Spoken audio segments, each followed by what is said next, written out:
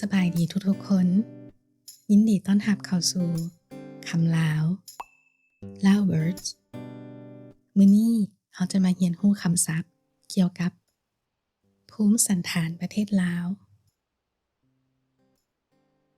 ประเทศลาวมีเนื้อที่ทั้งหมด 236,800 กิโลตารเมตรมีภูมิสันฐานหลายรูปแบบคือภูสูงภูต่ำภูเพียงและทงเพียงรูปสันฐานประเทศลาวส่วนใหญ่เป็นเขตภูดอย มีลักษณะเป็นค่อยสูงสัน สูง500 เมตรขึ้นไป เป็นห้อมภูเขาที่แคบ โดยเฉพาะอยู่ภาคเหนือและภาคตะวันออกของประเทศ ส่วนภาคใต้และภาคตะวันตกของประเทศ ส่วนหลายเป็นเขตทงเพียง ซึ่งเป็นพื้นที่ที่กว้างราบเพียง โดยรวมพื้นที่ที่เป็นเขตภูดอยกว่าเอา 80% ของเนื้อที่ทั่วประเทศ และเขตทงเพียงกว่าเอา 20% ของเนื้อที่ทั่วประเทศ Topography of Laos Laos has a total area of 236,800 square kilometers. It features a varied topography, high mountains, low mountains, plateaus, and plains. The landscape of Laos is predominantly mountainous, with steep slopes over 500 meters and narrow valleys, especially in the northern and eastern parts of the country. Whereas in the south and west of the country, there are mainly plains, which are large areas of flat land. Overall, mountainous areas cover 80% of the country's land area, and plains cover 20% of the country's land area. ภูมิสันฐานประเทศลาว Topography of Laos ประเทศลาวมีเนื้อที่ทั้งหมด 236,800 กิโลตารเมตร Laos has a total area of 236,800 square kilometers. มีภูมิสันฐานหลายรูปแบบคือ It features a varied topography, ภูสูงภูต่ำภูเพียงและทงเพียง High mountains, low mountains, plateaus, and plains. รูปสันฐานประเทศลาวส่วนใหญ่เป็นเขตภูดอย The landscape of Laos is predominantly mountainous. มีลักษณะเป็นค่อยสูงสัน สูง500 เมตรขึ้นไป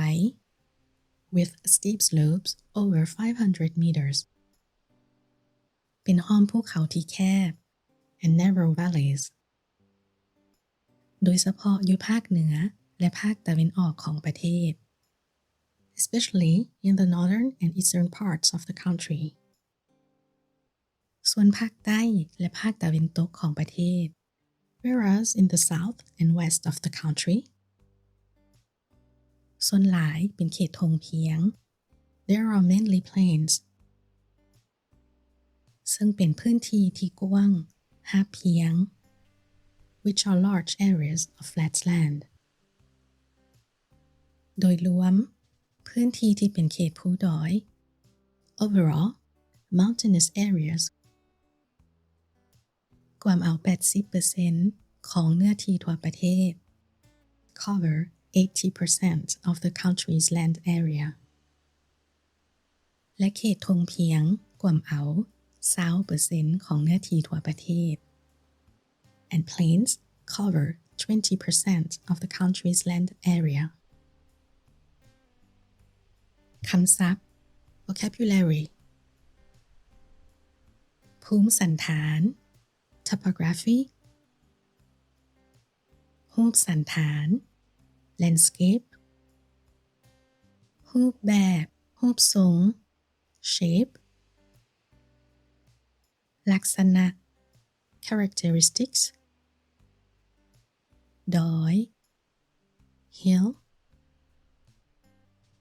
ผา cliff ภูเขา